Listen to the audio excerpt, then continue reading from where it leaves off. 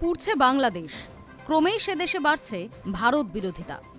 তবে পড়শি দেশ যে এইভাবে অগ্নিগর্ভ হয়ে উঠবে সেটা আগেই আজ করতে পেরেছিল নয়াদিল্লি। বৃহস্পতিবার বিকেলে কংগ্রেস সাংসদ শশী থারুরের নেতৃত্বাধীন সংসদীয় কমিটি স্পষ্ট জানিয়েছিল, ১৯৭১ সালের পর বাংলাদেশ নিয়ে সবচেয়ে বড় চ্যালেঞ্জের মুখে পড়ছে ভারত।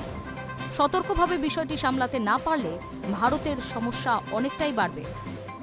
বৃহস্পতিবার রাতে সিঙ্গাপুরে প্রয়াত হয়েছেন বাংলাদেশের ইনকিলাব মঞ্চের মুখপাত্র শরীফ ওসমান হাদি। তারপর থেকেই অগ্নিগর্ভ বাংলাদেশ। সংবাদ মাধ্যমের দপ্তর থেকে শুরু করে হাই কমিশন সর্বত্র আগুন ধরিয়ে দিয়েছে বাংলাদেশের উত্তেজিত জনতা। ইতিমধ্যেই একাধিক খুনের অভিযোগ আসছে। এহেন পরিস্থিতিতে সংসদীয় কমিটির রিপোর্টে স্পষ্ট ইঙ্গিত, বাংলাদেশ যে এভাবে জ্বলে উঠতে পারে সেটা ভারত আজ করতে পেরেছে। হাদির মৃত্যুর কয়েক ঘন্টা আগেই সে কথা জানিয়েছিল সংসদীয় কমিটির রিপোর্ট। বদলে যাওয়া বাংলাদেশের প্রতি সরকারের কেমন কূটনৈতিক কৌশল নেওয়া উচিত সেই নিয়ে একগুচ্ছ সুপারিশ করেছে থারুরের নেতৃত্বাধীন কমিটি।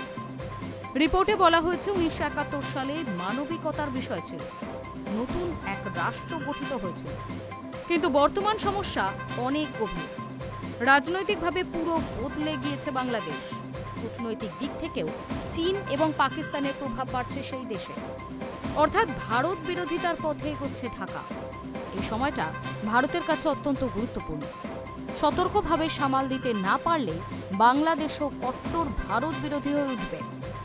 উল্লেখ্য, বাংলাদেশের ৩টি ভিসা কেন্দ্র বন্ধ করে দিয়েছে ভারত। তারপর ঢাকার ভিসা কেন্দ্র খুললেও চট্টগ্রাম এবং রাজশাহীর ভিসা কেন্দ্র বন্ধ রয়েছে। বৃহস্পতিবার হামলার মুখে পড়েছে ভারতীয় হাই কমিশন।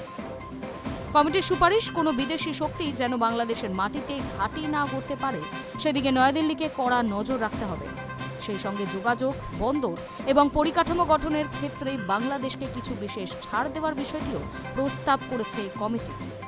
একটা সময় নিষিদ্ধ ইসলামিক সংগঠন জামাত-ই-ইসলামীকে যেভাবে রাজনীতির মূল স্রোতে ফেরানো হয়েছে সেটাও ভারতের মাথা ব্যথা বাড়াবে। কমিটির আশঙ্কা, জামাতের স্বীকৃতি লাভ এবং আওয়ামী লীগকে নিষিদ্ধ করায় আগামী দিনে বাংলাদেশের স্বচ্ছ নির্বাচন একেবারেই বিলুপ্ত হয়ে যাবে। High news network.